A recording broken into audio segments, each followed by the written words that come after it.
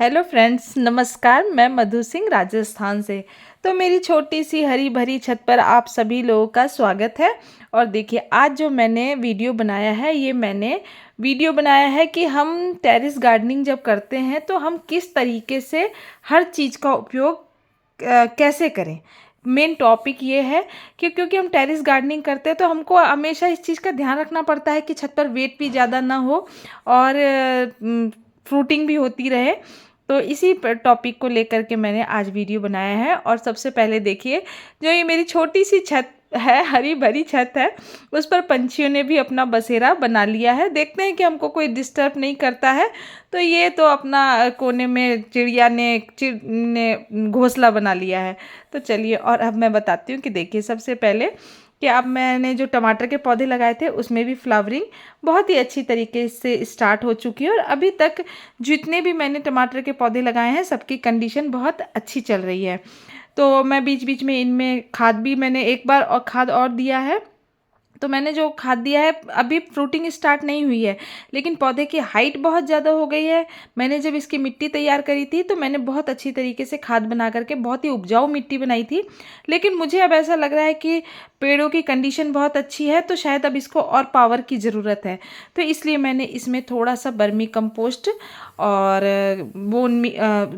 थोड़ा सा बर्मी कंपोस्ट और काउ डंक, दोनों मैंने अभी इसमें बोन मील नहीं मिलाया है, क्योंकि बोन मील मैंने मिला करके मिट्टी तैयार करके इनमें भर दी थी। तो अभी मुझे बोन मील मिलाने की ज़रूरत नहीं पड़ी है। लेकिन मैंने थोड़ा थोड़ा बर्मी कंपोस्ट और साथ में काउ डंक मिला करके, गला हुआ काउ डंक, बहुत ही पुराना काउ डंक होना चाहिए, तो वो बहुत ही अच्छा होता है। क्योंकि अगर आप ताज़ा लेंगे तो उसमें दीमक और फफूंद लगने का बहुत ही चांस रहता है। तो क्या करना है हमको, और ये देखिए, मैंने थोड़े से बीज पालक के भी डाले थे और वो भी अब ग्रो हो चुके हैं। तो मैंने आपको बताया है कि आपको स्टेप बाय स्टेप बीज डालने हैं, आपको एक ही बार में नहीं डालना है। जैसे आप 10-10 दिन के अंतराल पर डालेंगे तो जब तक पहले वाली फसल ख़त्म होगी तब तक दूसरी तैयार हो जाएगी, दूसरी ख़त्म होगी तब तक तीसरी तैयार हो जाएगी। और अगर आप एक ही बार में डाल देंगे तो सारी एक साथ तैयार हो जाएगी, तो बहुत ही सिरदर्दी हो जाती है। तो देखिए, आज जो मैंने वीडियो बनाया है उसका मेन टॉपिक ये है कि हम पराली का इस्तेमाल कैसे करें टेरेस गार्डनिंग में। तो देखिए, इसमें मैंने इस ग्रो बैग में मैंने लाल साग, भाजी भी कहते हैं, भाजी बोलते हैं इसको, तो आपने देखा होगा बहुत बार, जो लाल वाली भाजी होती है, मैंने उसके बीज डाले थे। और ये देखिए, इस तरीके से पूरे बहुत ही अच्छी तरीके से जर्मिनेट हो गए थे। तो मैंने मिट्टी में डाल करके और इसको पराली से बहुत ही अच्छी तरीके से ढक दिया था। बहुत बार क्या होता है कि हम इसके ऊपर कट्टा रख देते हैं प्लास्टिक का या अखबार रख देते हैं।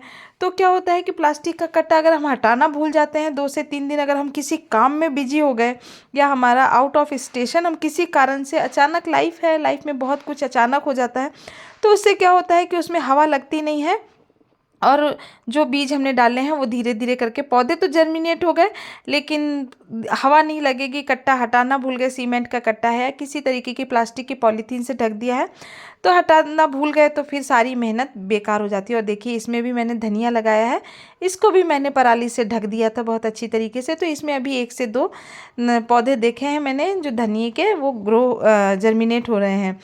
तो सबसे पहला तो उपयोग जो हमने किया है वो किया है पराली का, इसको ढकने के लिए।